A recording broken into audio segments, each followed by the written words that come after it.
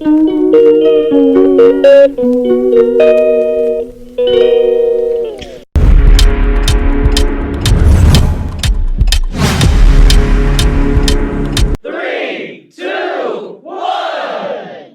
टोप ठेवला आहे, त्यामध्ये तेल टाकलं आहे, त्यानंतर मोहरी टाकली, जिरं टाकलं आहे आणि कढीपत्ता पण टाकला आहे. व्यवस्थित तडतडल्यावर तीनही गोष्टी, कांदा टाकला आहे आणि त्यानंतर मग मी मिरची टाकली उरलेली, कांदा आणि मिरची उरलेली होती ती टाकली आहे.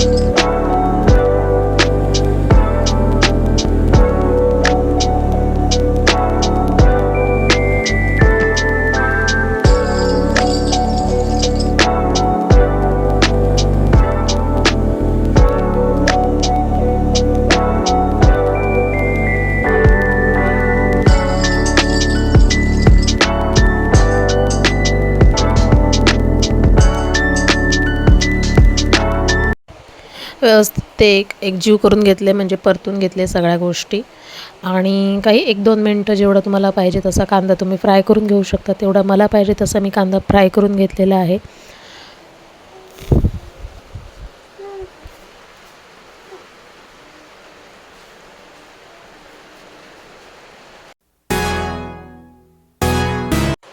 आणि हळद टाकली आहे, तुम्हाला हवी तशी तुम्ही टाकू शकता. आणि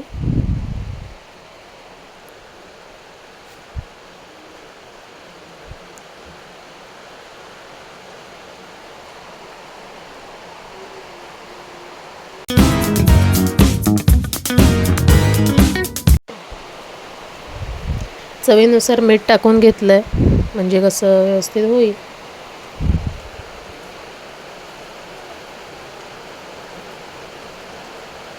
आणि सर्व हे एकजीव होईपर्यंत मी पोहे पण भिजवून घेतलेत आणि आधी कोथिंबीर टाकली, कारण नंतर कोथिंबीर टाकल्यावरती लागत नाही व्यवस्थित. सो मी सगळं जे जिन्नस आहे ते एकजीव झाल्यानंतर कोथिंबीर टाकते. फर्स्ट टाईम ट्राय केलं आहे, पण छान झालेत पोहे. तर हे बघा, मी व्यवस्थित परतून घेतले सगळ्या गोष्टी आणि तुम्ही बघू शकता व्यवस्थित फ्राय झाले. 1 मिनिट मी आणखी एकदा परतून घेईन.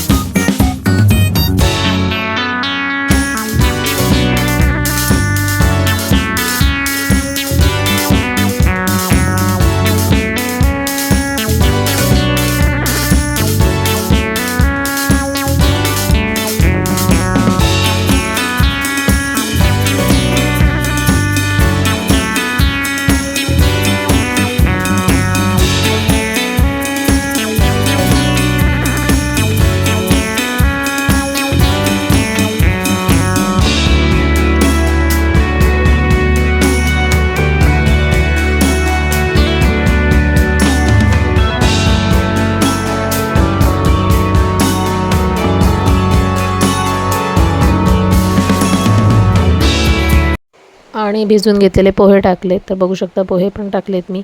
2-2.5 वाटी पोहे केलेत, कारण 2 महिने आम्ही पोहे केलेच नव्हते, कारण मिस्टरांना आवडत नाही. सो मी काय करायला घेत नाही. सो पोहे करायला घेतले नव्हते. ते आज पोहे म्हटलं करूया, कारच मी किराणा बाजार भरला आहे, त्यामुळे पोहे काढ टाकले. तुम्ही बघू शकता की पोहे माझे रेडी झालेत. बटाटा टाकला नाही, कारण मला 9:30 पावणे 10 झाले होते नाश्त्यासाठी, त्यामुळे बटाटा काय चिरत बसले नाही. सो अशा प्रकारे माझे पोहे रेडी झालेत, तुम्ही बघू शकता. तर चहासाठी पाणी ठेवलं आहे. एक कप चहा केला आहे, त्यातच मी दूध टाकणार. सो वाढणार का चहा मुलासाठी आणि माझ्यासाठी. तर 1 कप चहामध्ये, म्हणजे दुधाचा चहा आहे तर, सो 2 चमचे पावडर टाकली, चहा पावडर. आणि ते व्यवस्थित जरा गरम झाल्यानंतर 2 चमचे साखर टाकली आहे. आणि असा मी माझा ब्लॉग पूर्ण केला आहे. तर नवीन ब्लॉग आवडल्यास नक्की चॅनलला सबस्क्राईब करा. अशाच नवनवीन व्हिडिओला पाहण्यासाठी नवीन असाल चॅनलला तर शेअर, लाईक, कमेंट आणि नक्की सबस्क्राईब करा. चला भेटूया नेक्स्ट व्हिडिओमध्ये. तोपर्यंत बाय बाय. श्री स्वामी समर्थ.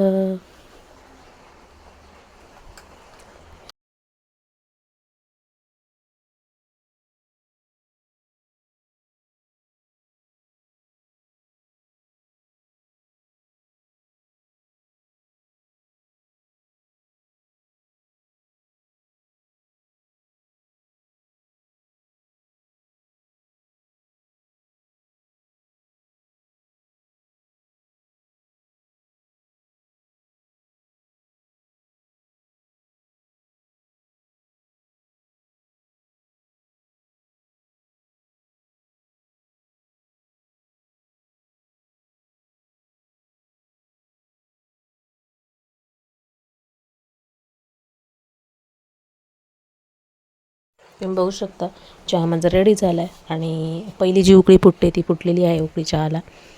तर चला